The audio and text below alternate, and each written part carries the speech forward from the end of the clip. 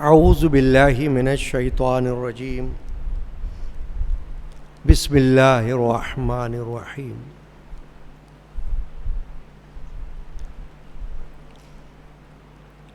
وَلَقَدْ نَصَرَكُمُ اللَّهُ بِبَدْرٍ وَأَنْتُمْ أَذِلَّةٌ فَاتَّقُوا اللَّهَ لَعَلَّكُمْ تَشْكُرُونَ صدق اللہ مولانا العظیم الحمد لرب ہوا شافی لسقیم والشکر لمن ارحم من کل رحیم ببرکت ان اللہ وملائکتہ یصلون علی النبی یا ایھا الذین آمنوا صلوا علیہ وسلموا تسلیما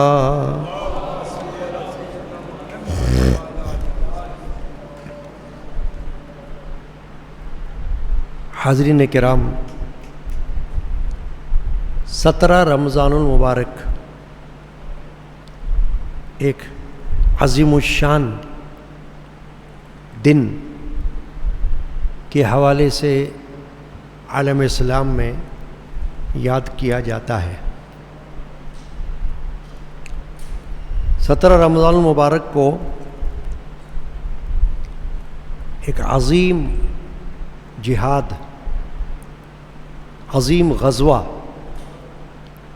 جس کو غزوہ بدر کہتے ہیں، وہ پیش آیا۔ غزوہ اس جہاد کو کہا جاتا ہے جس میں حضور رحمت للعالمین شافی المذنبین صلی اللہ تعالی علیہ وآلہ وسلم خود شامل ہوں اور خود مجاہدین اسلام کی قیادت فرما رہے ہوں، اسے غزوہ کہتے ہیں۔ اگر حضور نے خود شرکت نہیں فرمائی، کسی صحابی کو سپہ سالار بنا دیا اور جہاد کے لیے روانہ کر دیا تو وہ سریہ کہلاتا ہے، جس کی جمع ہے سرایا، اور غزوہ کی جمع ہے غزوات۔ دین اسلام میں جب شروعات ہوئی اسلام کی تو بہت بڑا سامنا تھا مشرکین کا، کفار کا اور منافقین کا، یعنی مکہ شریف میں بھی اور مدینہ طیبہ میں بھی کفار کثرت کے ساتھ موجود تھے۔ ایسے عالم میں کوئی نہ کوئی بات پر جنگ چھڑ جاتی تھی اور جہاد ہو جاتا تھا۔ جہاد کی تعریف یہ ہے کہ وہ اپنی ذات کے لیے نہیں، یا اپنے کسی اقتدار کے لیے نہیں، بادشاہت کے لیے نہیں، سلطنت کے لیے نہیں، بلکہ صرف دین اسلام کی بقا کے لیے کیا جائے، اسے کہتے ہیں جہاد۔ جب تک یہ ثابت نہ ہو کہ یہ جنگ، یہ لڑائی دین اسلام کو زندہ رکھنے کے لیے ہے، اسلام کی شان و شوکت کو بلند کرنے کے لیے ہے، اس وقت تک وہ جہاد نہیں کہلائے گا۔ جنگ کہلا سکتی ہے، جیسے اب بھی ملکوں کے درمیان جنگیں ہوتی ہیں، وار، تو جنگ کو ہم جہاد نہیں کہتے، کیونکہ اس کا مقصد دین اسلام کی بقا یا اللہ تعالیٰ کی رضا نہیں ہوتی، بلکہ وہ صرف ملکوں کے درمیان، حکومتوں کے درمیان ایک لڑائی ہوتی ہے۔ تو اس کو جنگ کہا جاتا ہے، لیکن جہاد ایک خاص نام ہے، اور وہ صرف انہی جنگوں کے لیے استعمال ہوگا جو اللہ کے نام پر دین اسلام کی باقی رکھنے کے لیے کی جائے۔ اسی لیے قرآن مجید میں جہاد کو نص قرآنی سے ثابت کیا گیا ہے، قرآنی آیات نازل ہوئی ہیں جہاد کے بارے میں کہ جہاد دین اسلام کی ایک خوبی ہے، ایک وصف ہے، وہ ہمیشہ باقی رہے گا۔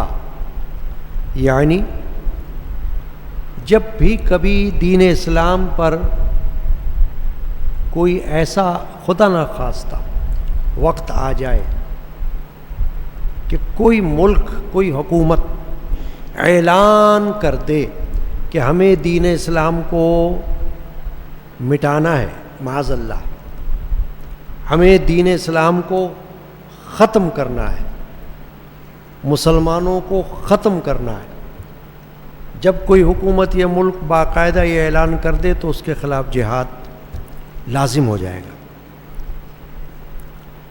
اور وہ جہاد اسلامی حکومت کے ذمہ ہوگا، اسلامی ریاست اس جہاد کو اپنے ذمہ پہ لے گی۔ تو اس لیے ابتدائی طور پر میں یہ تعریف جہاد کے حوالے سے کر رہا ہوں تاکہ ذہن ہمارے جہاد کے بارے میں واضح ہو جائے کہ جہاد صرف دین اسلام کے لیے ہوگا، اگر کوئی اور مقصد آ گیا تو وہ جہاد نہیں ہوگا۔ شہادت ہے مقصود و مطلوب مومن، نہ مال غنیمت نہ کشور کشائی، علامہ اقبال کا شعر ہے کہ جب جہاد ہوگا یا جہاد ہوتا ہے تو شہادت کی ایک تمنا مجاہد کے دل میں ہونا، یہ جہاد کی خصوصیت ہے کہ وہ یہ تمنا لے کر میدان جہاد میں جائے کہ کاش میری جان اسلام کی خاطر قربان ہو جائے۔ خود حدیث پاک میں رسول اللہ صلی اللہ علیہ وسلم نے یہ تمنا کی، حدیث موجود ہے کہ میری تمنا ہے کہ میں اللہ کی راہ میں قتل کر دیا جاؤں، شہید کر دیا جاؤں، پھر زندہ کیا جاؤں، پھر شہید کر دیا جاؤں، پھر زندہ کیا جاؤں۔ تکرار فرمائی، کیوں؟ جہاد کے کانسیپٹ اور تصور کو واضح کرنے کے لیے کہ جہاد کوئی معمولی بات نہیں ہے۔ اسی لیے اللہ تبارک و تعالی نے جب آیات نازل فرمائیں اور کچھ لوگوں نے سستی دکھانے کی کوشش کی تو اللہ نے ان کی مذمت فرمائی۔ مثلاً کچھ لوگوں نے کہا کہ گرمی ہے، جہاد میں جانا تو ایک بڑا مشکل کام ہے، تو اللہ تبارک و تعالی نے فرمایا کہ یہ گرمی کچھ بھی نہیں ہے، دوزخ کی گرمی تو بہت بڑی ہوگی، اس سے بچنے کی دعا کرو۔ قرآن مجید میں اللہ تبارک و تعالی نے آیت شریفہ نازل فرمائی، یا ایھا النبی جاہد الکفار والمنافقین واغلظ علیہم، اے نبی جہاد کرو کفار کے ساتھ، منافقین کے ساتھ، واغلظ علیہم ان پر سختی کرو، غصہ کرو، ان پر سختی سے پیش آؤ۔ تو جہاد کے بارے میں ایک نہیں کئی آیات قرآن مجید میں موجود ہیں۔ بعض دشمنان اسلام یہ چاہتے ہیں کہ قرآن سے جہاد کی آیات کو نکال دیں، یا مطالبہ کرتے ہیں کہ جہاد کی آیات کو ختم کر دیا جائے، حالانکہ قرآن میں سے تو کوئی ایک لفظ، ایک حرف ختم نہیں کر سکتا، کسی کو اجازت نہیں ہے۔ قرآن کا تو اعجاز ہی یہ ہے کہ یہ واحد آسمانی کتاب ہے تمام آسمانی کتابوں میں، جو اپنے نزول کے وقت سے لے کر آج تک اپنی اصل حالت میں موجود ہے۔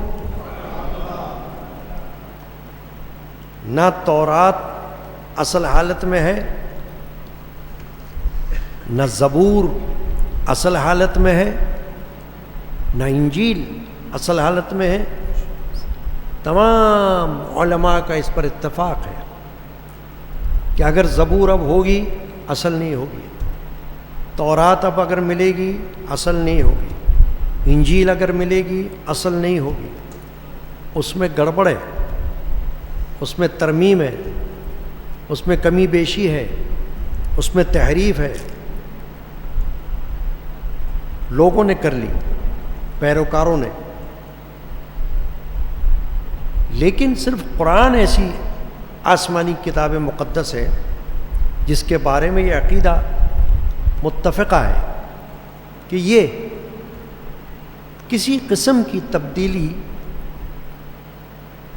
اور تحریف سے پاک ہے۔ چنانچہ ناپاک لوگوں کی یہ خواہش تو ہو سکتی ہے کہ جہاد کی آیات نکالیں، کیوں ہو سکتی ہے؟ ان کو خوف ہے غیر مسلم قوتوں کو، جس کو ہم کہتے ہیں اسلامو فوبیا، یہ خوف ہمیشہ رہتا ہے کہ یہ جو جہاد ہے یہ ایسا تصور ہے کہ یہ کسی وقت بھی ہمیں نقصان پہنچا سکتا ہے۔ یعنی اگر ہم نے اسلام کے خلاف نعرہ لگایا باقاعدہ طور پر تو جہاد کا اعلان ہو سکتا ہے، یا مطالبہ ہو سکتا ہے مسلمانوں کا اپنی اپنی ریاستوں سے، مسلمان طاقتوں سے، مسلمان حکومتوں سے کہ جہاد کا اعلان کرو۔ تو جو غیر مسلم قوتیں ہیں ان کو اس خطرے کے پیش نظر ہمیشہ یہ خیال رہتا ہے کہ جہاد کی بات نہ کرو، جہاد کی آیات کو نکال دو، یعنی کہ وہ آیات جو ہمیشہ قرآن مجید میں قیامت تک رہیں گی، ان کے بارے میں ان کا یہ ارادہ یا یہ ان کی تمنا ناپاک رہتی ہے کہ جہاد کی آیات کو ہٹا دو۔ کوئی کیسے ہٹائیں؟ قرآن کا تو کوئی ایک حرف نہیں ہٹا سکتا، اجازت نہیں ہے۔ قرآن کی حفاظت کا وعدہ تو خود باری تعالی نے لیا ہوا ہے،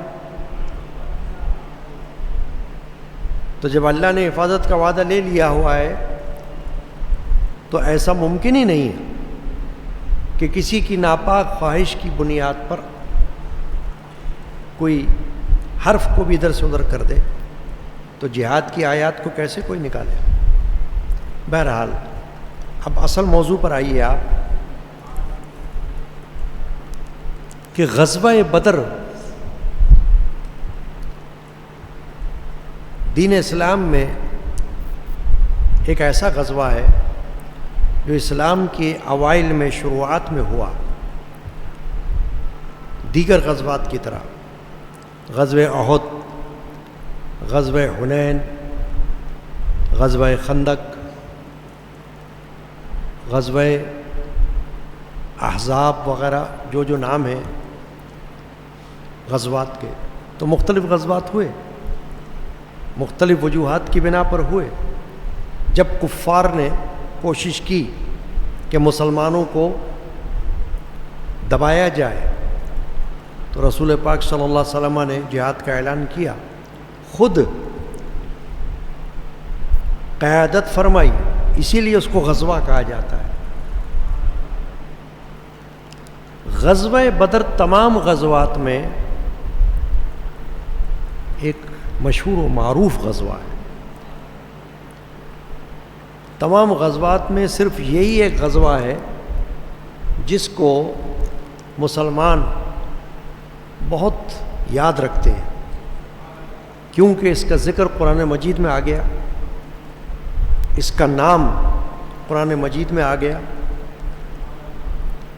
بدر ایک جگہ کا نام ہے، مدینہ شریف سے 80 میل کے فاصلے پر ایک جگہ ہے، اور کہا جاتا ہے کہ ایک کنواں بھی ہے جس کا نام بدر ہوا، اسی کے نام پر اس جہاد کا نام بھی غزوہ بدر ہوا۔ اور ویسے بدر کا معنی ہے مکمل، چاند 14ویں رات کا جو ہوتا ہے اس کو بدر کہا جاتا ہے کیونکہ وہ مکمل چاند ہوتا ہے۔ 13 تاریخ اسلامی 14ویں شب کا جو چاند ہوتا ہے اس کو کہتا ہے بدر، کیونکہ وہ مکمل ہوتا ہے۔ تو اس غزوے کو غزوہ بدر کہا گیا۔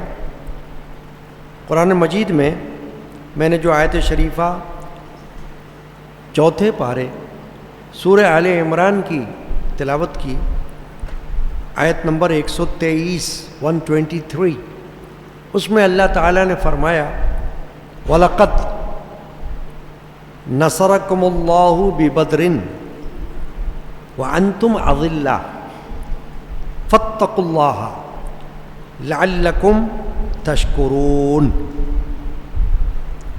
فرمایا اور بے شک اللہ نے بدر میں تمہاری مدد فرمائی،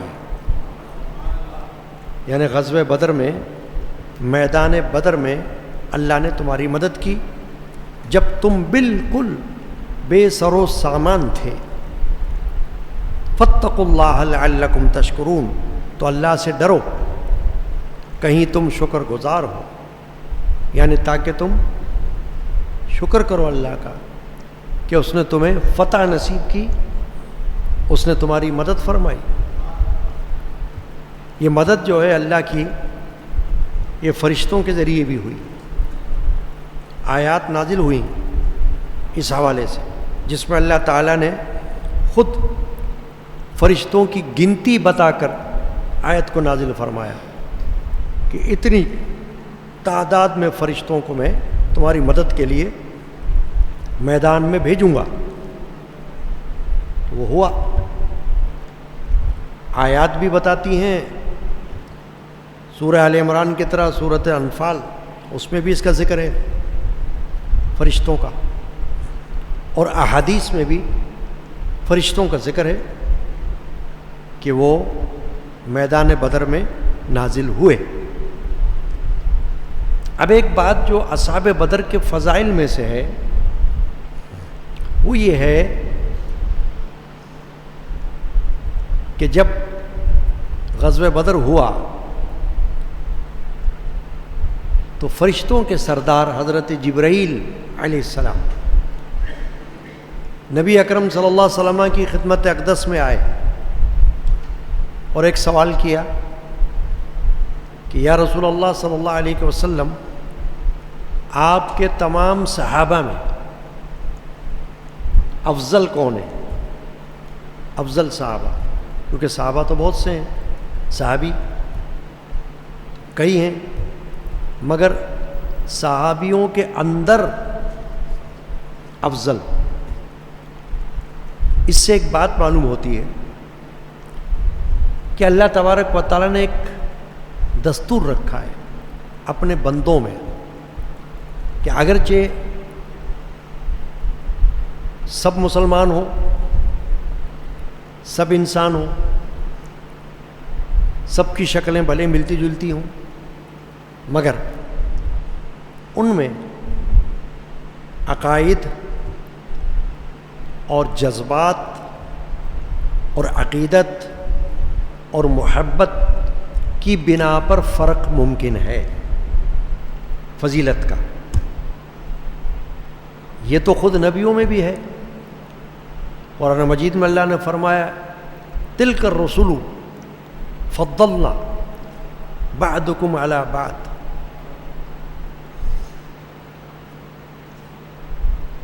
کہ ہم نے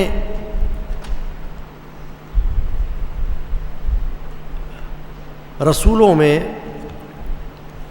بعض کو بعض پر فضیلت عطا فرمائی. تو یہ جو تلک الرسول فضلنا بعضهم علی بعض، ان میں سے بعض کو بعض پر فضیلت. اس سے کیا معلوم ہوا کہ نبی سب نبی ہیں، رسول سب رسول ہیں. غیر نبی اور نبی کے مقابلے میں تو وہ افضل ہی ہوں گے. کوئی غیر نبی نبی کا ہم پلہ ہو ہی نہیں سکتا، کوئی غیر رسول رسول کا برابر ہو ہی نہیں سکتا. یہ تو ہے، لیکن خود نبیوں میں اور خود رسولوں میں اللہ تبارک و تعالیٰ نے فضیلتیں رکھی ہوئی ہیں. جیسے تمام نبیوں اور تمام رسولوں پر رحمت العالمین خاتم النبیین کو اللہ نے فضیلت عطا فرمائی. یہ ہمارا عقیدہ ہے متفقہ کہ حضور افضل الانبیاء ہیں، خاتم الانبیاء ہیں، امام الانبیاء ہیں. تو نبی تو آپ سے پہلے بہت آئے، مگر آپ کو قرآن کی روشنی میں اور احادیث شریفہ کی روشنی میں افضلیت حاصل ہو گئی تمام نبیوں پر، تمام رسولوں پر. وہ ہمارا عقیدہ ہے. تو اللہ نے فرمایا وَلَقَدْ نَصَرَكُمُ اللَّهُ بِبَدْرٍ وَأَنْتُمْ أَذِلَّةٌ، اللہ نے تمہاری مدد کی بدر میں جب تم بے آسرا تھے، بے سر و سامان تھے. اس کا کیا مطلب ہے؟ دیکھیے، اگر کسی کے پاس کوئی سامان ہو لیکن اتنا نہ ہو جتنا کی ضرورت ہے، تو اس کو عرف عام میں کہا جائے گا بے سر و سامان ہے. حالانکہ تھوڑا سا تو ہے. مثلا کسی کے پاس جیب میں کچھ ہو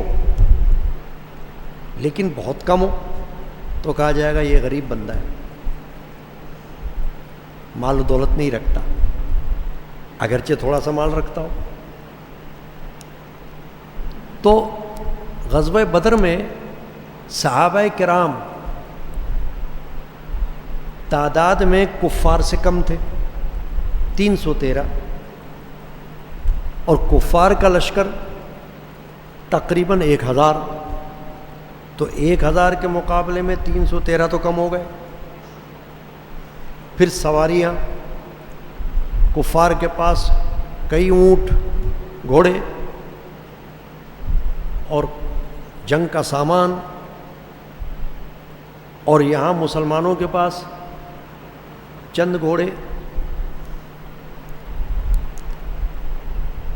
اور اونٹ، گنتی کے ایک ایک اونٹ پر 3 افراد سوار ہوتے تھے سفر میں. غزوہ بدر میں خود رسول پاک صلی اللہ علیہ وسلم کے ساتھ 2 صحابہ سوار تھے اونٹ پر. اس کو کہتے ہیں بے سر و سامانی، کہ مقابلہ جب کیا جائے، تقابل کیا جائے سامنے والے سے، تو پتہ چلے کہ سامنے والا تو طاقتور ہے، مال میں بھی طاقتور ہے، جان میں بھی طاقتور ہے، سامان میں بھی طاقتور ہے. تو اب جس کے پاس اس کے مقابلے میں کم طاقت ہوگی، اس کو بے سر و سامانی کا نام دیا جا سکتا ہے. تو اب آپ نے یہ سن لیا کہ مسلمان تو بہت تھوڑے تھے مجاہدین اسلام. پھر وہ باقاعدہ کسی بڑے جنگ کی تیاری سے نہیں نکلے تھے، بڑے جہاد کی. وہ تو ایک قافلے کو پکڑنے کے لیے نکلے تھے. ابو سفیان جو اس وقت مسلمان نہیں تھے، ابو سفیان صحابی ہوئے، اسلام جب لائے فتح مکہ کے موقع پر تو صحابی ہو گئے. مگر یہی بڑی بات ہے کہ دین اسلام میں بہت سے افراد وہ ہیں جو پہلے جب اسلام میں داخل نہیں تھے تو کفار کے ساتھ لڑتے تھے، مسلمانوں کے خلاف، مشرکین کے ساتھ لڑتے تھے مسلمانوں کے خلاف، مگر جب دین اسلام میں داخل ہو گئے تو ان کی فضیلت صحابی کی ہو گئی۔ اور پھر ابو سفیان جو اسلام سے قبل دشمن اسلام میں شامل تھے، بعد میں صحابی بھی بن گئے اور رسول اکرم صلی اللہ علیہ وسلم کے سسر بھی بن گئے۔ ابو سفیان کی بیٹی ام حبیبہ ام المومنین ہے، تمام مسلمانوں کی ماں ہے۔ ام حبیبہ کا شوہر جو پہلا شوہر تھا اس نے حبشہ ہجرت کی ام حبیبہ کے ساتھ، مسلمان تھا مگر وہاں جا کر وہ عیسائی ہو گیا، مرتد ہو گیا، تو ام حبیبہ کا نکاح ختم ہو گیا۔ تو رسول پاک صلی اللہ علیہ وسلم نے ام حبیبہ سے نکاح فرمایا۔ اب جب نکاح ہو گیا تو ام حبیبہ ام المومنین بن گئی، اور ان کے باپ ابو سفیان وہ صحابی ہو گئے ایمان لا کر اس غزوہ بدر کے بعد فتح مکہ کے موقع پر، اور نبی پاک صلی اللہ علیہ وسلم کے سسر بن گئے۔ مگر جب رسول پاک صلی اللہ علیہ وسلم نے ام حبیبہ سے نکاح کیا تھا تو ابو سفیان اس وقت مسلمان نہیں تھے۔ تو یہ واقعہ سیرت نگاروں نے تاریخ کی کتابوں میں لکھا ہوا ہے، سیرت النبی میں، کہ ایک دن ابو سفیان اپنی بیٹی سے ملنے کے لیے رسول اللہ کے گھر میں آئے، تاریخی واقعہ ہے، مسلمان تو تھے نہیں، کافر تھے۔ ام حبیبہ ام المومنین بنی ہوئی تھی، تو جب ملنے کے لیے آئے اپنی بیٹی سے تو رسول پاک صلی اللہ علیہ وسلم کا بستر مبارک بچھا ہوا تھا۔ ابو سفیان بیٹھنے لگے اس بستر پر، رسول پاک کے بستر پر جیسے کوئی آتا ہے گھر میں تو کسی جگہ بیٹھتا ہے نا، تو بستر بچھا ہوا تھا رسول پاک صلی اللہ علیہ وسلم کا، اور یہ اپنی بیٹی سے ملنے آئے تھے ام حبیبہ سے۔ جیسے ہی بیٹھنے لگے ام حبیبہ نے بستر اٹھا لیا، کہا کہ آپ اس بستر پہ نہیں بیٹھ سکتے کیونکہ آپ حالت کفر میں ہو اور یہ رسول اللہ کا بستر ہے، آپ کی یہ حیثیت نہیں ہے کہ آپ اس بستر کے اوپر بیٹھو۔ کتنی بڑی بات ہے، باپ کو اٹھا دیا، بستر پہ بیٹھنے نہیں دیا۔ یہ ہیں ایسے واقعات جو ہمیں اس طرف توجہ دلاتے ہیں کہ عقیدہ کیا چیز ہے، ادب کیا چیز ہے، کہ ام المومنین نے باپ کو بیٹھنے نہیں دیا نبی پاک کے بستر پر کہ آپ نہیں بیٹھ سکتے، لپیٹ دیا بستر کو۔ اب چلیے آگے کہ وہ ابو سفیان ایک قافلے کی سربراہی کر رہے تھے اس وقت، یہ غزوہ بدر کے موقع پر۔ تو رسول پاک صلی اللہ علیہ وسلم نے صحابہ سے فرمایا کہ چلو ان کے تعاقب میں چلو اور اس قافلے کو پکڑو، کیونکہ یہ قافلہ آ رہا ہے ساز و سامان لے کر اور یہ مسلمانوں کے خلاف استعمال ہوتا ہے، تو اس کے تعاقب میں چل کے اس پر چھاپا مارنا ہے۔ ابو سفیان کو اطلاع مل گئی تھی کہ نبی پاک صلی اللہ علیہ وسلم کچھ صحابہ کو لے کر ہمارے تعاقب میں ہے، تو اس نے مکہ میں قبیلے قریش کو اطلاع کروا دی کہ تیاری کرو جنگ کی۔ ان کے نزدیک جو جنگ تھی نا، جہاد تو تھا نہیں، جہاد تو مسلمانوں کے نام ہے، انہوں نے کہا جنگ کی تیاری کرو، اعلان کر دیا سب لوگ نکلو، ہمارے قافلے پر حملہ ہونے جا رہا ہے۔ تو وہاں سے تیاری شروع ہو گئی۔ ابو جہل سب نے نام سنا ہوا ہے، ابو جہل کا، دشمن اسلام، دشمن پیغمبر، دشمن خدا و رسول، وہ سربراہی کر رہا تھا کفار کے لشکر کی. اور کفار کا لشکر جیسے میں نے بتایا کہ تقریباً 1000 کے قریب ہو گیا تھا. وہ وہاں سے نکلے، ان کے پاس جنگ کا سامان، سواریاں، نفری تعداد لڑنے والوں کی مسلمانوں کے مقابلے میں بہت تھی. اور پھر ان کے ساتھ گانے والی عورتیں، جیسے طوائفیں جن کو ہم کہیں، وہ آگے آگے تھی ڈھول بجانے پہ، گانوں میں ان کو جوش دلانے کے لیے، عیش کے طور پر. تاریخ کی کتابوں میں سب نے لکھا ہے کہ وہ تو گاتے بجاتے آ رہے تھے کہ ہم جا رہے ہیں جنگ کرنے کے لیے مسلمانوں کے ساتھ، ان کو شکست دینے کے لیے. اب یہاں پر رسول پاک صلی اللہ علیہ وسلم کو جب پتہ چل گیا تو پھر آپ نے مجبوراً ارادہ فرما لیا کہ اب جو کچھ بھی ہو ہمیں سامنا تو کرنا ہے، بھاگنا نہیں ہے. تو میدان بدر میں جہاں پڑاؤ کیا، 12 رمضان کو آپ نکل گئے تھے اور 17 رمضان کو یہ واقعہ غزوہ بدر کا ہوا. تو وہاں میدان بدر میں نبی پاک صلی اللہ علیہ وسلم کے لیے ایک مچان، عریش جس کو کہا جاتا ہے، مسجد عریش بھی اس جگہ پر موجود ہے آج، وہ بنایا گیا کہ رسول پاک صلی اللہ علیہ وسلم وہاں پر تشریف فرما ہو جائیں اور ملاحظہ فرماتے رہیں. اب چونکہ مسلمانوں کی تعداد تو تھوڑی تھی، جیسا کہ آپ نے ابھی آیت میں بھی سن لیا ترجمے میں کہ بے سر و سامان تھے، تو اللہ تعالیٰ نے ایک مدد تو یہ فرمائی کہ بارش نازل فرمائی. بارش رات کے وقت جب پڑاؤ کیا، انہوں نے قیام کیا، تو جب بارش ہوئی تو جس جگہ مجاہدین اسلام تھے وہ جگہ بارش کی وجہ سے پکی ہو گئی، یعنی اچھی ہو گئی، دھول مٹی ختم ہو گئی. آپ نے دیکھا ہوگا کبھی پانی کا چھڑکاؤ کیا جاتا ہے نا زمین پر، کس لیے کیا جاتا ہے کہ دھول مٹی بیٹھ جائے، زمین صحیح ہو جائے. تو جو بارش ہوئی اس سے یہ زمین صحیح ہو گئی، اور کفار جہاں پر تھے وہاں جو بارش ہوئی تو اس نے کیچڑ کر دیا. یہ اللہ کی قدرت کی وجہ سے ان کے لیے خراب ہو گئی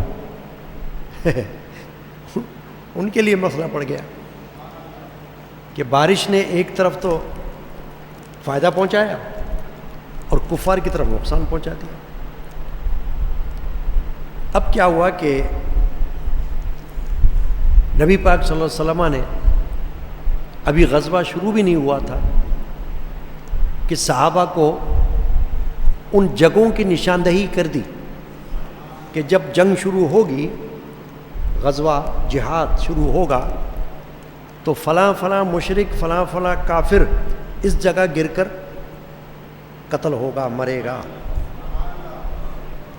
محدثین نے فرمایا، شارحین حدیث نے، علماء نے، کہ جیسا حضور پاک نے فرمایا تھا ویسا ہی نظر آیا. جہاں جہاں نشاندہی فرمائی تھی وہیں وہیں کافر گر کے قتل ہوا، اس کو وہاں قتل کیا گیا. اس غزوے میں کفار کو شکست ہوئی اور مجاہدین اسلام کو اللہ نے فتح نصیب کی. 70 کفار قریش کے قتل کر دیے گئے اور 70 کو قید کیا گیا، اور یہاں چند افراد 14 کے قریب وہ شہید ہوئے.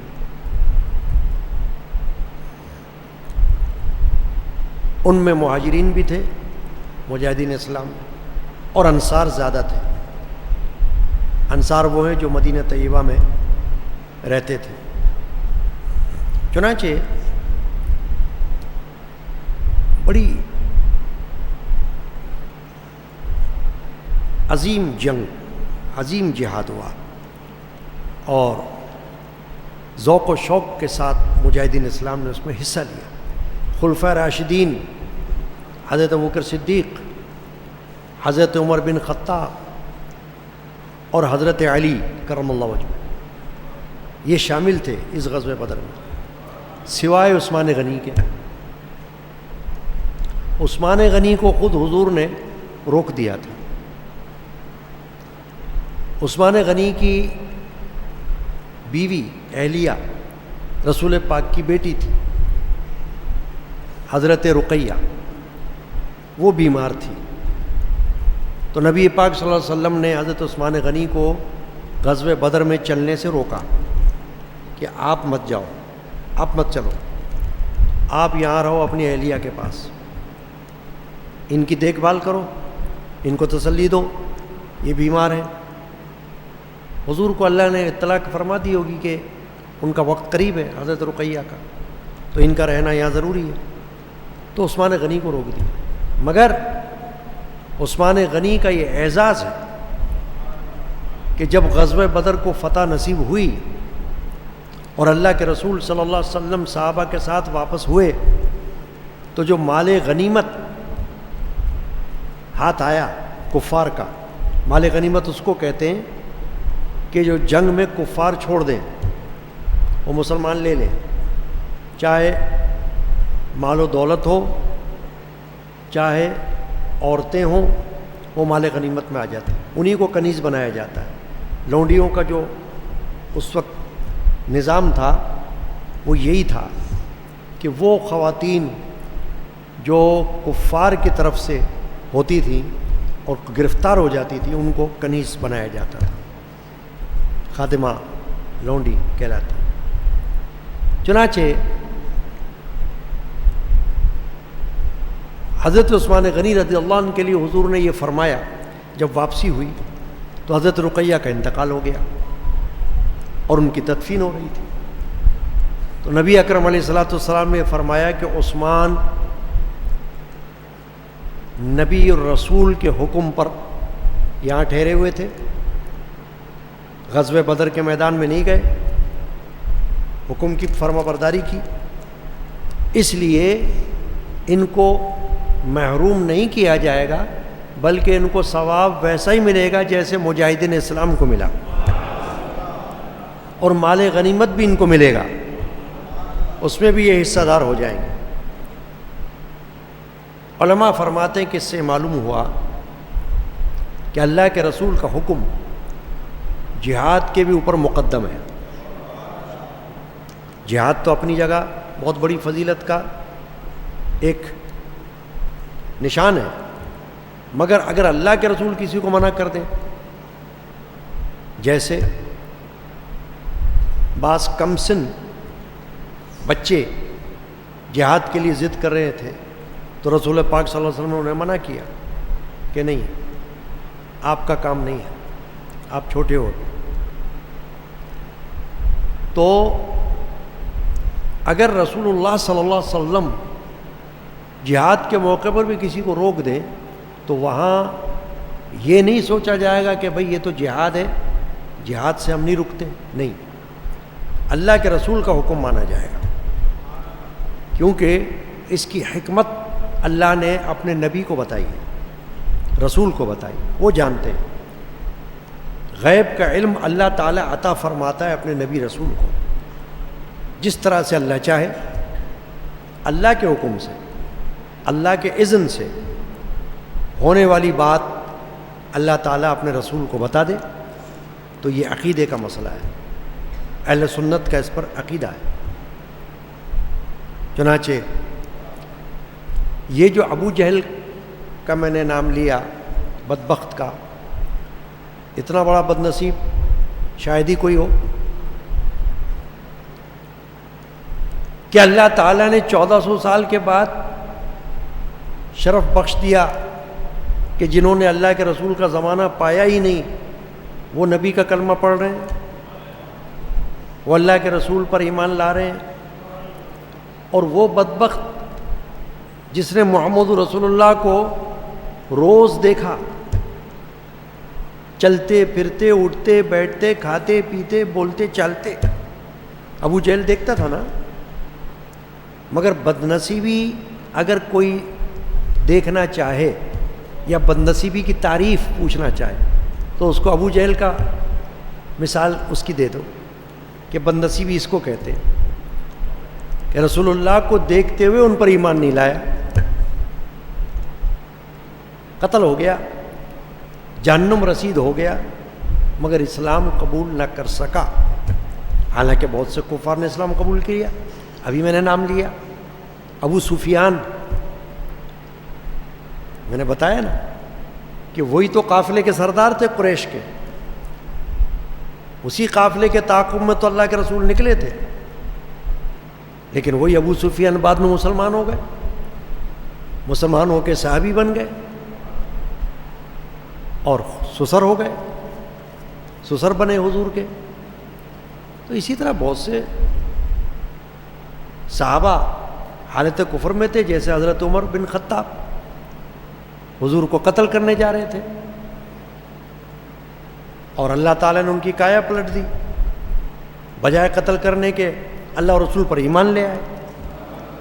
تو اچھا نصیب کسی کا ایسا بھی ہو جاتا ہے. ابو سفیان، اس کی بیوی جب مشرکہ تھی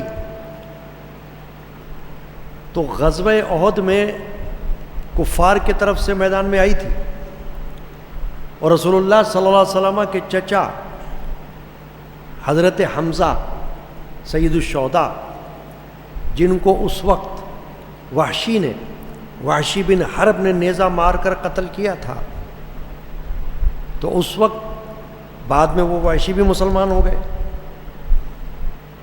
اور وہ ہندہ ابو سفیان کی بیوی وہ بھی مسلمان ہو گئی. مگر اس وقت غزوہ احد کے وقت وہ تو مشرکہ تھی، کافرہ تھی. جب حضرت حمزہ کو شہید کیا وحشی نے، تو تاریخ بتاتی ہے کہ اس نے حضرت حمزہ کی لاش کی بے حرمتی کی، مسلح کیا، یعنی بگاڑ دیا، چہرے کو کلیجے کو نکال کر چبا لیا اور ناک کو کاٹ کر گلے کا ہار بنایا غصے میں ہندا نے. کیوں کہ غزوہ بدر میں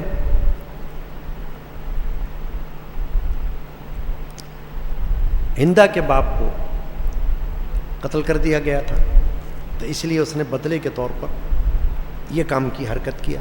مگر بعد میں ہندا بھی مسلمان ہو گئی، ایمان لے آئے، نبی پاک صلی اللہ علیہ وسلم کی وہ ساس بن گئی ہیں، ام حبیبہ کی ماں ہے، ام المومنین کی. تو یہ واقعات ہیں ایسے عجیب و غریب قسم کے، مگر بات نصیبوں کی ہے، نصیب ہو تو نصیب. ابھی ابو جہل جو غزوہ بدر میں کفار کی سربراہی کر رہا تھا، رسول اللہ صلی اللہ علیہ وسلم فرمایا کہ جس طرح حضرت موسیٰ علیہ السلام کے زمانے میں فرعون تھا، اس کو اللہ نے غرق کیا، اس امت کا فرعون یہ ابو جہل ہے. تو جب ابو جہل کو قتل کر دیا گیا غزوہ بدر میں، تو حضور علیہ الصلوۃ والسلام نے فرمایا کہ آج اس امت کے فرعون کو اللہ نے جہنم رسید کیا. دو بھائی تھے، معاذ اور معوذ، جوان تھے، انہوں نے ابو جہل کو قتل کیا اور وہ گرا. ابھی وہ مرا نہیں تھا، ابھی اس کے اندر سانسیں باقی تھیں. تو نبی پاک صلی اللہ علیہ وسلم نے صحابہ سے فرمایا کہ کوئی ابو جہل کی خبر دو مجھے کہ اس کا حشر کیا ہوا، وہ جہنم میں گیا یا نہیں گیا، ابھی قتل ہوا یا نہیں ہوا. تو حضرت عبداللہ بن مسعود رضی اللہ تعالیٰ عنہ جلیل القدر صحابی ہیں، فقیہ، فقہ کے ماہر کہلاتے ہیں. وہ گئے، دیکھا تو ابو جہل سانسیں لے رہا تھا آخری. تو عبداللہ بن مسعود رضی اللہ تعالیٰ عنہ کے سینے پر چڑھ گئے اس کے، اور اس کے سر کو کاٹنے کا ارادہ کیا۔ اس نے اس وقت ان سے یہ کہا، حضرت عبداللہ بن مسعود سے، کہ دیکھو ایک قریش کو قتل کر دیا تمہارے لوگوں نے۔ ابو جہل کا اپنا ایک مقام تھا وہاں قریش میں، تو سر کاٹ کر عبداللہ بن مسعود نے نبی پاک صلی اللہ علیہ وسلم کی خدمت میں پیش کیا۔ اللہ کے رسول نے سجدہ شکر ادا کیا۔ تو سجدہ شکر جو ہے یہ اپنی جگہ اسی لیے ایک مقام رکھتا ہے، جیسے ایک سجدہ عبادت جو ہم نمازوں میں کرتے ہیں، ایک سجدہ تعظیمی جو گزشتہ امتوں میں تھا، گزشتہ شریعتوں میں ہماری امت میں حرام ہے، ایک سجدہ تلاوت جو قرآن مجید کی تلاوت کے موقع پر سجدے آتے ہیں، 14 سجدے قرآن میں، وہ سجدہ تلاوت، اور ایک سجدہ شکر کہ اگر اللہ تعالیٰ کوئی نعمت عطا فرما دے تو اس کی بارگاہ میں سجدہ کریں شکرانے کا کہ یا اللہ تیرا شکر ہے۔ تو رسول پاک صلی اللہ علیہ وسلم نے سجدہ شکر ادا کیا۔ اب جو میں نے باتیں آپ کو بتائیں کہ بعض کفار مسلمان ہو گئے، مگر نصیب کی بات ہے، بد نصیبی کہ ابو جہل مسلمان تو نہیں ہوا، وہ تو کافر ہی قتل ہوا، مگر اللہ تعالیٰ نے ان کے بیٹے کو اسلام کا شرف عطا فرمایا اور صحابی بنایا، ابو جہل کے بیٹے کو اکرمہ رضی اللہ تعالیٰ۔ اب یہ بھی نصیب ہے کہ باپ جہنمی بیٹا جنتی، کیونکہ ہمارا عقیدہ ہے کہ ہر صحابی جنتی ہے۔ تو جب ابو جہل کا بیٹا صحابی بن گیا، ایمان لے آیا، تو وہ جنتی ہو گیا، اور باپ جو ہے وہ ایمان نہ لا سکا، وہ جہنمی رہا۔ جب غزوہ بدر ہو گیا اور کفار قریش کے سردار جہنم رسید ہوئے، ہلاک ہوئے، تو رسول پاک صلی اللہ علیہ وسلم نے ان کی لاشوں کو ایک گڑھے میں، کھڈے میں پھینکوا دیا، اور پھر خود اس جگہ تشریف لائے اللہ کے رسول صلی اللہ علیہ وسلم، اور آ کر ان سے خطاب فرمایا۔ اب وہ تو مرے ہوئے تھے بدبخت، مگر اللہ کے رسول نے یہ خطاب فرمایا کہ اے جہنمیوں، اے قریش، تم کچھ دیکھ رہے ہو کہ تم کو اللہ کیا دکھا رہا ہے؟ عذاب دکھا رہا ہے یا نہیں دکھا رہا تمہیں؟ ہم سے اللہ نے جو وعدہ کیا تھا مدد کا، وہ اللہ نے کر لیا پورا، اور تمہیں جو عذاب کی وعیدیں آیات میں اللہ نے سنائی ہیں تم بھی دیکھ رہے ہوگے۔ تو عمر بن خطاب رضی اللہ تعالیٰ حضور کے ساتھ تھے، انہوں نے سوال کیا کہ یا رسول اللہ، کیا یہ آپ کی بات سنیں گے؟ حضور نے فرمایا یہ تم سے زیادہ سنیں گے، اللہ ان کو سنوائے گا، سنوا رہا ہے اللہ۔ تو اس وقت حضور نے ان سے یہ خطاب کیا۔ اب یہاں جو آیت شریفہ میں نے پڑھی، وَلَقَدْ نَصَرَكُمُ اللَّهُ بِبَدْرٍ وَأَنْتُمْ أَذِلَّةٌ، اور بے شک اللہ نے بدر میں تمہاری مدد کی جب تم بالکل بے سر و سامان تھے، فَاتَّقُوا اللَّهَ لَعَلَّكُمْ تَشْكُرُونَ، تو اللہ سے ڈرو کہیں تم شکر گزار ہو۔ اب فرماتے اللہ تبارک و تعالیٰ، اِسْتَقُولُوا لِلْمُؤْمِنِينَ أَلَنْ يَكْفِيَكُمْ أَنْ يُمِدَّكُمْ رَبُّكُمْ بِثَلَاثَةِ آلَافٍ مِّنَ الْمَلَائِكَةِ مُنزَلِينَ، کیا تمہیں یہ کافی نہیں کہ تمہارا رب تمہاری مدد کرے 3000 فرشتے اتار کر؟ احادیث شریفہ میں بھی فرشتوں کا ذکر ہے، قرآن کی نص قرآنی سے بھی ثابت ہو رہا ہے۔ تو اللہ تعالیٰ نے فرشتوں کو اتارا غزوہ بدر میں، اور احادیث شریفہ یہ بتاتی ہیں، علماء کا اس میں اختلاف ہے کہ کیا فرشتے صرف ان کی تسلی کے لیے آئے غزوہ بدر میں، میدان میں جنگ میں، یا قتال بھی کیا؟ دو الگ الگ باتیں ہیں نا۔ ایک ہے جیسے ایک بندہ لڑ رہا ہو اور 4 بندے اس کے پاس آ کر کھڑے ہو جائیں اس کی تقویت کے لیے، خود نہ لڑ رہے ہوں، صرف اس کی ڈھارس بندھانے، تسلی کے لیے، جوش جذبے کے لیے، طاقت کے لیے ساتھ کھڑے ہو جائیں، یہ الگ بات ہے۔ تو علماء نے اس میں یہ اختلاف کیا ہے کہ چونکہ قرآن مجید میں قتال کا، فرشتوں کے قتال کی بات نہیں ہوئی ہے، مدد کی بات ہوئی ہے کہ اللہ نے فرمایا فرشتوں کی مدد بھیجی ہم نے، تو علماء کا اس میں یہ اختلاف ہوا کہ فرشتے صرف مسلمانوں کی تسلی کے لیے آئے تو صحیح، یہ تو نص قرآنی ہے، اس کا انکار تو ہو ہی نہیں سکتا، لیکن صرف ان کی تسلی اور تسکین کے لیے نازل ہوئے فرشتے یا ان کی طرح جہاد بھی کیا، تو اس میں دو رائے ہو گئی۔ بعض علماء نے یہ کہا ہے کہ نہیں، انہوں نے قتال بھی کیا، کیونکہ بعض احادیث شریفہ سے یہ ثبوت ملا کہ آوازیں سنی مجاہدین اسلام نے غزوہ بدر میں لڑتے ہوئے، آواز نکالنے والا سنائی نہ دیتا تھا، آواز یہ آ رہی تھی کہ آگے بڑھو، گھوڑے کو کہہ رہے تھے ہزدم، ہزدم گھوڑے کا نام تھا حضرت جبرائیل علیہ السلام کے، وہ کہہ رہے تھے آگے بڑھو، اور ایک مجاہد اسلام کا صحابہ میں سے ایک مشرک کے پیچھے دوڑا، کافر کے پیچھے اس کو پکڑنے کے لیے کہ اس کو قتل کرے جا کر، تو ان کے قتل کرنے سے پہلے وہ گرا اور گر کر ہلاک ہو گیا۔ تو علماء فرماتے ہیں کہ اس سے یہ پتہ چلا کہ فرشتوں نے جنگ بھی کی ہے، یعنی ایک تو تسلی کے لیے اللہ نے ان کو بھیجا، اور دوسرے یہ کہ انہوں نے تلواروں کی طرح مقابلہ بھی کیا۔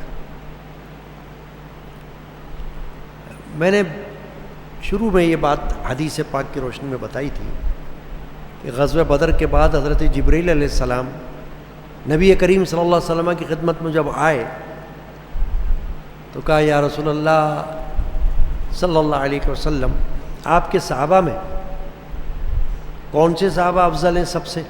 تو حضور نے فرمایا بدری صحابہ، جنہوں نے غزوہ بدر میں شرکت کی، حصہ لیا، وہ تمام صحابہ میں افضل ہیں۔ اس وقت حضرت جبرائیل نے عرض کیا یا رسول اللہ، اسی طرح ہم فرشتوں میں سے وہ فرشتے جنہوں نے غزوہ بدر میں اللہ کے حکم سے شرکت کی، وہ سارے فرشتوں میں افضل ہو گئے۔ اس سے معلوم ہوا کہ اس غزوہ بدر میں شرکت کی کتنی بڑی اہمیت ہوئی کہ تمام صحابہ سے غزوہ بدر کے صحابہ افضل ہو گئے۔ اور ایک بات اور تھی کہ یہ غزوہ بہت کٹھن، مشکل غزوہ تھا۔ کیوں؟ کہ اولین روزے دار تھے صحابہ کرام جنگ کی حالت میں۔ سن 2 ہجری میں یہ غزوہ ہوا اور رمضان کے روزے بھی اسی سال فرض ہوئے، تو صحابہ کرام اور رسول پاک صلی اللہ علیہ وسلم روزے کی حالت میں تھے، اور روزے کی حالت میں یہ جہاد ہو رہا تھا۔ تو آپ بتاؤ کہ روزے کی حالت میں تو کوئی ادھر ادھر جانے سے بھی بچتا ہے کہ ایسا نہ ہو پیاس لگ جائے، بھوک لگ جائے، سوتے رہو، لیٹے رہو، ٹھنڈک میں بیٹھے رہو، ہے نا انسانی فطرت ایک طرح سے۔ مگر مجاہدین اسلام روزے کی حالت میں جنگ کر رہے تھے اور آگے آگے بڑھ رہے تھے، اللہ کے رسول ان کے لیے دعا کر رہے تھے۔ رسول اللہ صلی اللہ علیہ وسلم نے میدان بدر میں ابھی جب جنگ شروع نہیں ہوئی تو دعا کی، سجدے میں جا کر دعا یہ کی کہ اے اللہ، آج یہ وقت ہے کہ تو ہماری مدد فرما، تو نے جو وعدہ فرمایا ہے اسلام کی مدد کا، مجاہدین اسلام کی مدد کا، وہ آج تو پورا فرما دے۔ اگر آج تیری مدد ہمارے شامل نہ ہوئی تو پھر روئے زمین پر تیری عبادت کرنے والا نظر نہیں آئے گا، یعنی غلبہ ہو جائے گا کفار کا، مسلمان مٹ جائیں گے، تو ہماری مدد فرما۔ آپ کے جسم اقدس سے آپ کی چادر ہٹی تو ابوبکر صدیق رضی اللہ تعالیٰ نے وہ چادر اٹھا لی اور حضور کے اوپر رکھی اور عرض کیا یا رسول اللہ انشاءاللہ آپ کی دعا اللہ قبول فرمائے گا، ہماری مدد ہوگی۔ تو چنانچہ اللہ نے اس طرح مدد کی کہ فرشتے نازل کر دیے اور کفار کی نظر میں مسلمانوں کو بہت زیادہ کر کے دکھایا اللہ نے۔ یہ معجزات کی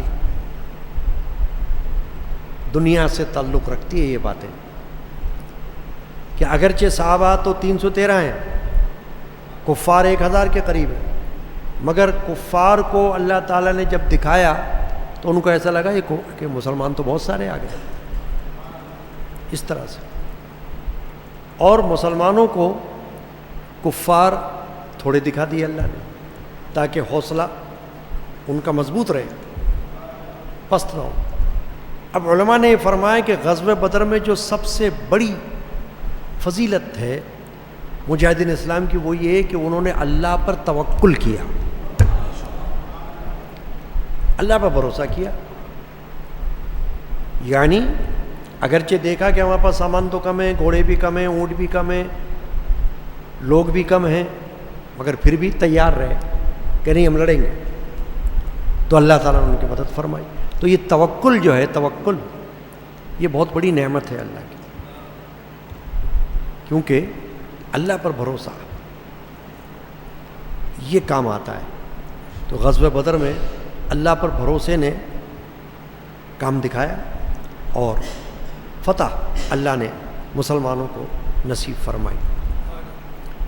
ایک اور بات ہے غزوہ بدر میں کہ رسول اللہ صلی اللہ علیہ وسلم نے اپنی مٹھی میں، دست مبارک میں ریت اٹھائی، ریت زمین پر سے، اور لے کر کفار کی طرف پھینکی، شاہت الوجوہ فرمایا کہ تمہارے چہرے بگڑ جائیں، یہ فرمایا۔ تو وہ ریت، اس کے ذرات جن جن کی آنکھوں میں پڑے اور چہرے پر پڑے تو اللہ نے ان کے چہروں کو بگاڑ دیا، ان کی آنکھیں اندھی ہو گئی۔ قرآن مجید میں اس بات کا ذکر ہے، آیت نازل ہوئی، اللہ نے کیا وما رمیت اذ رمیت ولکن اللہ رما، وما رمیت، اور آپ نے نہیں پھینکا، اذ رمیت، جبکہ آپ ہی نے پھینکا، ولکن اللہ رما، اور لیکن وہ اللہ نے پھینکا۔ یعنی گویا اللہ تعالیٰ نے اس فعل کو اپنی طرف منسوب فرمایا کہ یہ سمجھو کہ دیکھنے والے تو رسول اللہ کا ہاتھ دیکھ رہے تھے، مگر اس کے پیچھے اللہ تھا، اللہ کا ہاتھ تھا ان کے پیچھے۔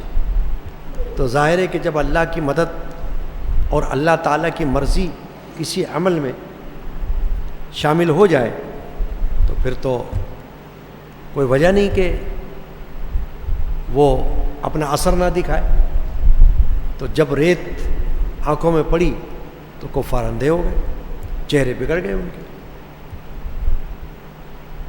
تو دوستو، بزرگوں، یہ غزوہ بدر 17 رمضان المبارک کو واقع ہوا، اس کی یاد ہم ہر سال کرتے رہتے ہیں، اور اس موقع پر فضائل بھی صحابہ کرام کے، غزوہ بدر والے صحابہ کے ہم لوگ بیان کرتے رہتے ہیں۔ اور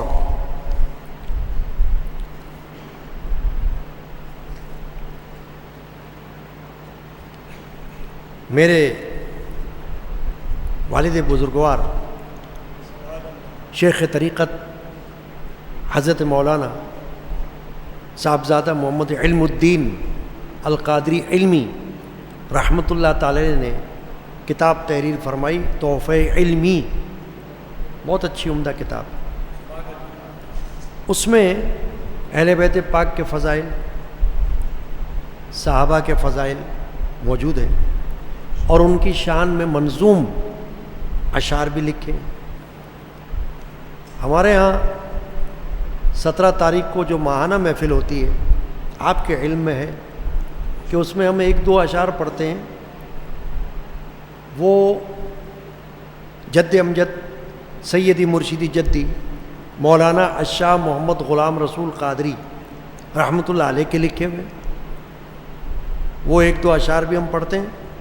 اس میں اصحاب بدر کا توسل صدقہ اللہ سے مانگا گیا، کیونکہ اصحاب بدر جو تھے، شہدائے بدر، اصحاب بدر، ان کے بارے میں علماء کا یہ فرمانا ہے کہ کسی مشکل میں، کسی حاجت میں، کسی بیماری میں نیت کر کے اصحاب بدر کے ناموں کا ورد کیا جائے اور ان کا وسیلہ اللہ کی بارگاہ میں دعا میں پیش کیا جائے۔ تو بڑے بڑے اولیاء اللہ اور مشائخ نے، میں نے کتابوں میں لکھا دیکھا ہے کہ اصحاب بدر کے ناموں کا وسیلہ اللہ کی بارگاہ میں پیش کیا۔ کیوں نہ ہو؟ اتنی بڑی عظیم ہستیاں، اتنے بڑے مقرب بندے اللہ کے، ان کی کیا شان۔ تو اصحاب بدر کا توسل جو ہے بہت بڑی بات ہے۔ میں نے 1-1.5 سال پہلے جو کتاب الوظائف تحریر کی ہے، موجود ہے، اگر آپ کے پاس ہوگی تو آپ اس میں دیکھیے گا کہ اصحاب بدر کے نام لکھے ہوئے، نہیں ہے تو وہ کتاب آپ لے سکتے ہو باہر سے، کتاب الوظائف، اس میں ان کے نام موجود ہیں۔ تو پہلے تو ہم وہ 1-2 اشعار پڑھ لیں جو حضرت سید مرشد جدی کے لکھے ہوئے، جو ہم ہر مہینے پڑھتے ہیں۔ ببرکت بسم اللہ الرحمن الرحیم، الہی صدقہ اصحاب بدر اب الہی صدقہ اصحاب بدر تو اپنی رحمتوں سے کر رب، تو اپنی رحمتوں سے کر تو پھیلے لشکر شہدائے بدری، تو پھیلے لشکر شہدائے بدری، ہمارے جان و دل کر دے تو نوری، ہماری جان و دل کر دے تو نوری، الہی صدقہ اصحاب بدر اب تو اپنی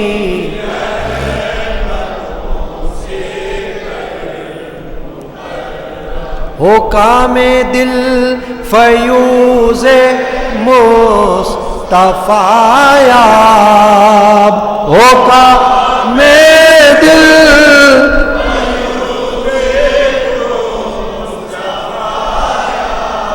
بحق جمع اصحاب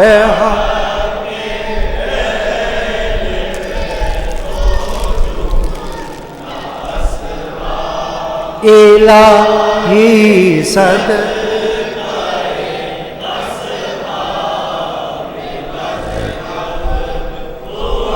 اصحاب بدر تو اپنی رحمتوں سے کر مقرب۔ آمین۔ یہ اشعار جو ہم نے دو پڑھے، کل ملا کر 3، اس میں کیا فرمایا گیا؟ الہی، یا اللہ، صدقہ اصحاب بدر تو اپنی رحمتوں سے کر مقرب، کہ قبول فرما ہماری طرف سے اصحاب بدر کا صدقہ جو ہم مانگ رہے ہیں تجھ سے، اس کو ہمارے حق میں قبول کر۔ طفیل لشکر شہدائے بدری، بدر کے شہداء کا جو لشکر ہے اس کے طفیل ہمارے جان و دل کر دے تو نوری، ہمارے جان و دل میں نور عطا فرما دے، روشنی شہداء کی۔ وہ کام دل، کام کا معنی ہے مقصد، مراد۔ وہ کام دل فیوز مصطفیٰ یاب، کہ ہمارے دل کا مقصد جو ہے وہ مصطفیٰ صلی اللہ علیہ وسلم سے فیض یاب ہو جائے، ان کا فیض مل جائے ہمیں، ہمارے دل کا مقصد پورا ہو جائے۔ بحق اہل بیت و جملہ اصحاب، تمام اہل بیت اور تمام اصحاب کے وسیلے سے۔ اہل سنت کا جو عقیدہ ہے اس کو ہمیشہ یاد رکھنا کہ صحابہ کرام جتنے بھی ہوئے، سب سے عقیدت، سب سے محبت، سب کی تعظیم، سب کا ادب، اور اہل بیت اطہار، اہل بیت پاک جتنے ہوئے، سب سے محبت، سب سے عقیدت، سب کی تعظیم، سب کا ادب۔ یہ اہل سنت کا عقیدہ ہے، نہیں تو سنی نہیں ہے وہ سنی نہیں ہو سکتا جو دونوں سے محبت کا دم نہ بھرے، صحابہ سے بھی اور اہل بیت سے بھی۔ تو ہمارے مرشدان پاک نے جگہ جگہ، ہمارے مشائخ نے جگہ جگہ صحابہ اور اہل بیت دونوں کی محبت کا سبق ہم کو دیا ہے۔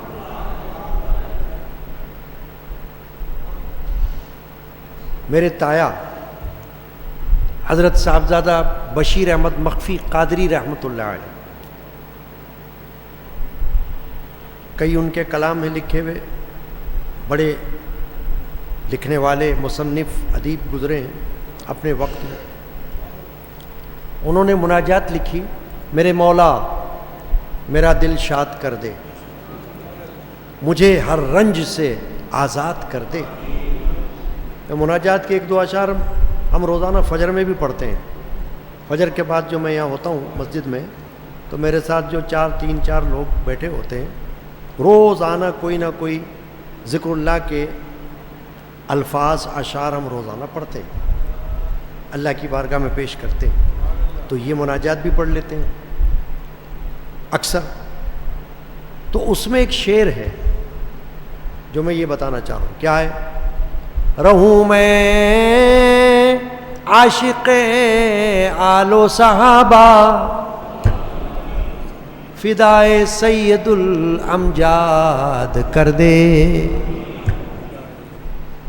کہ آپ نے دعا مانگی، یا اللہ میں عاشق رہوں آل پاک کا بھی، آل رسول کا بھی، اور صحابہ کا بھی۔ تو ہمارے جو مریدین ہیں، خانقاہ سے تعلق رکھنے والے، ان کو ہمیشہ یہ بات یاد رکھنی ہے۔ کوئی پوچھے بھی تو بتا سکتے ہو کہ ہمارے مرشدان پاک نے ہمیں صحابہ کرام اور اہل بیت پاک دونوں کی محبت کا درس دیا ہے، تو ہم ان کے اگینسٹ نہیں جا سکتے۔ تو ابھی میں نے آپ کو بتا دیا نا، ایسی بہت سی مثالیں ہیں، والد ماجد کے کلام میں بھی ہے۔ چنانچہ یہ عقیدے کی بات تھی، اس لیے میں نے بتا دیا۔ اب والد ماجد رحمۃ اللہ علیہ نے سلام لکھا، سلام با ارواح شہدائے بدر رضوان اللہ تعالی علیہم اجمعین ببرکت بسم اللہ الرحمن الرحیم۔ شہدائے بدر کے صدا نام و پیام پر سلام، شہدائے بدر کے صدا نام و پیام پر، ان کے خمار و کیف کی مستی و جام پر سلام، ان کے خمار و کیف کی مستی و جام۔ اولی روزے دار تھے، دین کے جانثار تھے، ان کی حیات پاک کے حسن دوام پر سلام، ان کی حیات پاک کے حسن دوام۔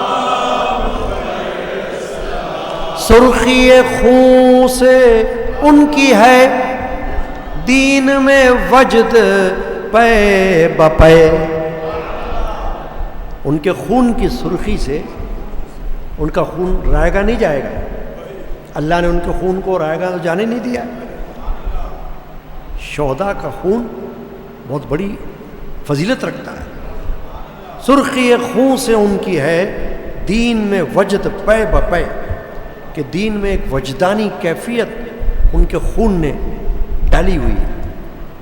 سرخی خون سے ان کی ہے دین میں وجد پے بپے، ان کے رکوع سجود اور ان کے قیام پر سلام. ان کے رکوع سجود اور ان کے قیام، عشق کا ان کے دم بھرے، ان کی روش پہ ہم مرے. ان کے عشق کا دم بھرے. ابھی جو میں نے بات کہی نا، مرتے دم تک صحابہ کا عشق، اہل بیت کا عشق اپنے دل کے اندر مضبوط رکھے. عشق کا ان کے دم بھرے، ان کی روش پہ ہم مرے. ہمت و عزم آفری روح نظام پر سلام. ہمت و عزم آفری روح نظام، رحمتیں ان کی فوج پر، برکتیں ان کی اوج پر. ان کی فوج پر، صحابہ کی فوج، لشکر اسلام، مجاہدین اسلام، ان کی فوج پر رحمتیں ہوں، اور ان کی اوج، ان کی بلندی پر اللہ کی برکتیں ہوں. رحمتیں ان کی فوج پر، برکتیں ان کی اوج پر. ان کی جماعت اور ہو ان کے امام سلام. ان کی جماعت اور ہو، امین، ان کے امام صلی اللہ علیہ وسلم. قادری علمی رحمۃ اللہ تعالی علیہ، نور اللہ مرقد. قادری علمی یہ دعا مانگو خدا سے ہی صدا.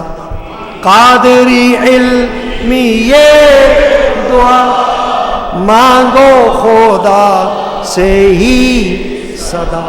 ان کی غلامی ہو عطا، ان کے غلام سلام. ان کی غلامی ہو عطا، ان کے غلام. شہدائے بدر کے صدا نام و پیام پر، ان کے خمار و کیف کی مستی و جان سلام. رضی اللہ عنہ مجمعین. آج کی محفل کا اختتام ہو رہا ہے. ہم نے نثر میں بھی اصحاب بدر کی فضائل سنے، شہداء بدر کے فضائل سنے، غزوہ بدر کے واقعات سنے، اور ہم نے نظم میں بھی اصحاب اور شہداء بدر کے فضائل کو سن لیا. ہمارے بزرگوں نے جو کچھ بیان کیا نظم میں، وہ ہم نے اپنی زبان سے ادا کیا. اللہ تعالیٰ ان کی نسبت کے صدقے میں قبول فرمائے. اب بڑی راتیں، طاق راتیں آنے والی ہیں. آج کی محفل کے بعد 20 رمضان المبارک کو اعتکاف شروع ہو جائے گا. جو حضرات یہاں اعتکاف کرنا چاہیں وہ اس دن سے پہلے آ کر اپنا نام لکھوا دیں، رابطہ کر لیں اور ایک دوسرے کو مطلع کر دیں. اور اسی رات 20ویں رمضان کو 21ویں رات کہلائے گی. خلیفہ چہارم حضرت سیدنا مولا علی کرم اللہ وجہہ الکریم کی شب شہادت کی محفل ہوگی. ان کے فضائل بھی بیان ہوں گے اور منظوم نظر عقیدت منقبت کے طور پر پیش کی جائے گی اور دعائیں ہوں گی، نظر و نیاز ہوگی. اللہ تعالیٰ اس میں بھی ہمیں حاضری بخشے۔ پھر 22 رمضان المبارک کو 23ویں رات کہلائے گی، اور ہمیشہ کی طرح قرآن مجید کی سورۃ العنکبوت اور سورۃ الروم وہ ہمارے مشائخ کا معمول ہے، ہمیشہ سے وہ تلاوت کی جائے گی صورتیں، اور جو حضرات اپنے ساتھ پانی یا کچھ چیزیں جو ان کی مرضی ہوتی ہے لے آئیں گے، مسنون دعائیں پڑھ کر ان پر دم کیا جائے گا، وہ شفا کی نیت سے اس کا استعمال کریں گے، یہ ہمیشہ ہوتا ہے۔ اس کے بعد 26 رمضان المبارک 27ویں شب مشہور ہے، تراویح میں قرآن مجید کا دور مکمل ہوگا، قرآن مجید کا ختم ہوگا یہاں پر، اور اس کے بعد محفل ہوگی شب قدر کی، نعت خوانی ہوگی، اور پھر بیان ہوگا، فضائل بیان کیے جائیں گے لیلۃ القدر کے، اور پھر دعائیں ہوں گی، اور انشاءاللہ العزیز سحری کے کھانے کا انتظام یہاں پر کیا جائے گا، جو کہ چند سالوں سے ہمارے اہل حلقہ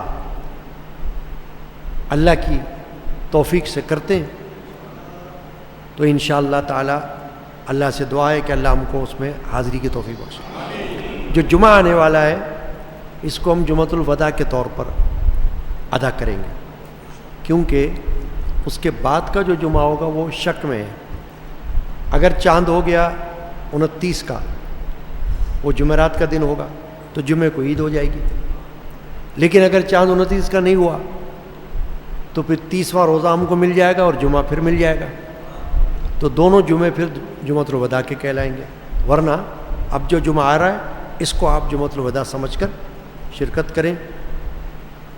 2:30 بجے بیان شروع ہو جاتا ہے رمضان میں، 3:35 پر جمعے کی نماز ہو رہی ہے۔ اللہ تعالیٰ ہم کو ان تمام محافل میں مواقع پر حاضری کی توفیق عطا کرے۔ سدا بہار لنگر شریف ہر ماہانہ ہم اس کی درخواست کرتے ہیں کہ مسجد کے خادمین کے لیے جو لنگر یہاں پر ہوتا ہے اس میں جو وہ حصہ لینا چاہتے ہوں، خادمین حاضر ہوتے ہیں، آپ اس میں حصہ لے سکتے ہو۔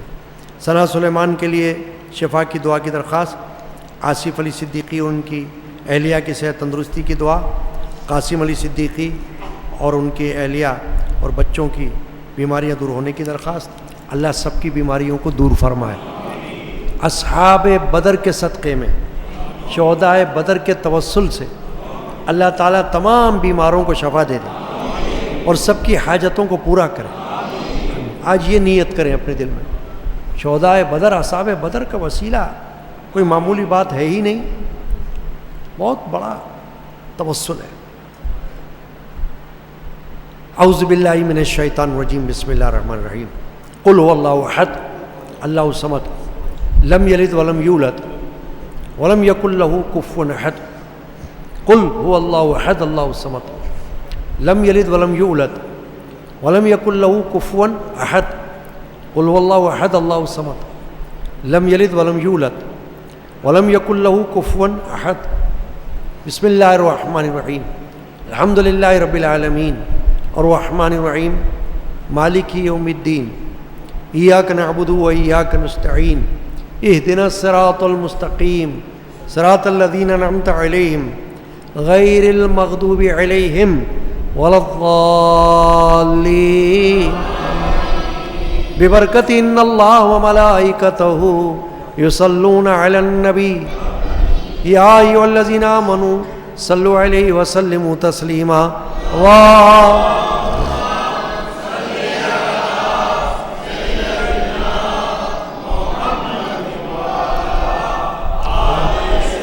سیدنا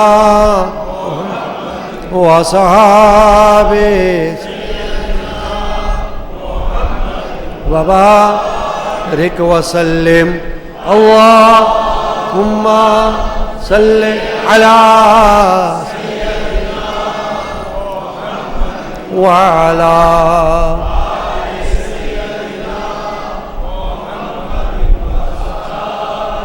سیدنا اللہ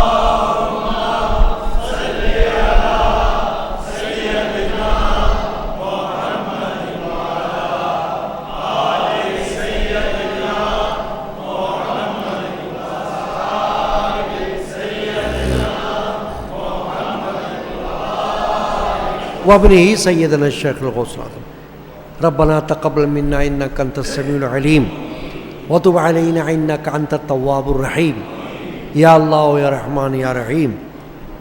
آج کی محفل 17ویں شریف اصحاب بدر شہدائے بدر رضی اللہ عنہم اجمعین کی یاد میں اس حاضری کو خواتین و حضرات چھوٹوں بڑوں کی طرف سے قبول فرما۔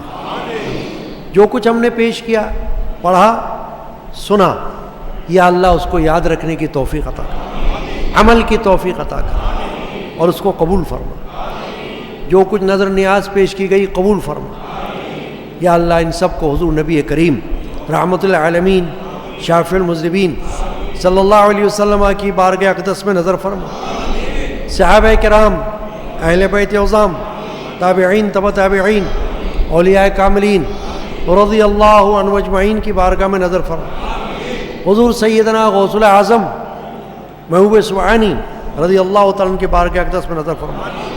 بالخصوص اصحاب بدر شہدائے بدر رضی اللہ عنہم اجمعین کی بارگاہ اقدس میں نظر فرما یا اللہ۔ ان کے وسیلے سے ہماری حاجتیں پوری فرما، ہماری مرادیں پوری فرما، ہماری تمنائیں پوری فرما، ہماری دعائیں قبول فرما۔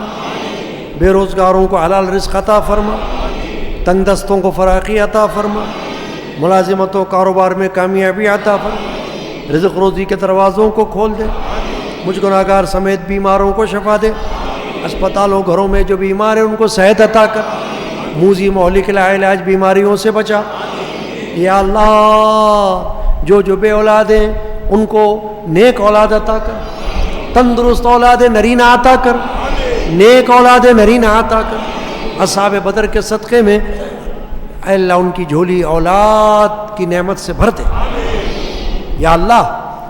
جن بچے بچیوں کے لیے عرض کیا گیا ہے ان کو نیک رشتے عطا کر، نیک جوڑے عطا کر، شہدائے بدر کا صدقہ دے دے، اصحاب بدر کا وسیلہ دے دے، ان کی برکت عطا کر دے یا اللہ۔ ان کی برکتوں سے ہر بچے بچی کے گھر کو آباد کر، رکاوٹوں کو دور کر، آسانیاں فرما دے، غیب سے گھر کو آباد کر، آمین۔ غیبی مدد کر یا اللہ۔ جس طرح تو نے میدان بدر میں صحابہ کرام کی غیبی مدد فرمائی فرشتوں کے ذریعے یا اللہ، تو تمام بچے بچیوں کی غیبی مدد فرما اور ان کے گھروں کو آباد کر، ان کو نیک رشتے عطا کر، آمین آمین آمین۔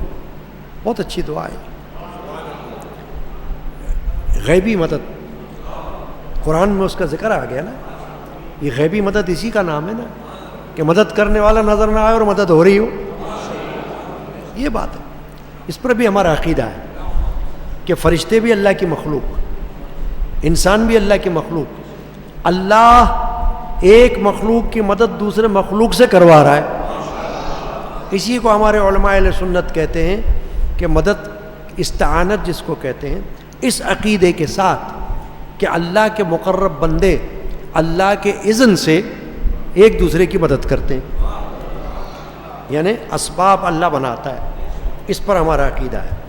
تو یہ اس سے واضح ہو رہا ہے کہ فرشتوں نے جو مدد کی تو فرشتے کون تھے؟ مخلوق ہی تو تھے، مخلوق ہی ہے نا وہ بھی۔ تو فرق اتنا ہے کہ وہ نوری مخلوق ہے اور ہم خاکی مخلوق ہیں، مگر اللہ تعالیٰ نے خاکی مخلوق کی مدد کے لیے نوری مخلوق کو بھیج دیا۔ ہے وہ اللہ ہی کی مدد، مگر بظاہر جو مدد آ رہی ہے وہ کس کی آ رہی ہے؟ نوری مخلوق کی، وہ غیب سے آ رہی ہے۔ چنانچہ اللہ تعالیٰ بچے بچیوں کا نصیب روشن فرمائے، غیبی مدد فرمائے اصحاب بدر کے صدقے میں یا اللہ۔ سب کی نیک مرادوں کو پورا فرمائے، آنے جانے والوں کو حفظ و امان میں رکھ۔ جو طاق راتیں بڑی بڑی محافل آ رہی ہیں میرے مولا کریم، تو ہم سب کو ذوق شوق صحت عافیت کے ساتھ حاضری نصیب کر۔ صلی اللہ تعالی علی سیدنا مولانا محمد وعلی آلہ واصحابہ۔ وذریاتی وأہل بیتی اجمعین برحمتک یا ارحم الراحمین بحق لا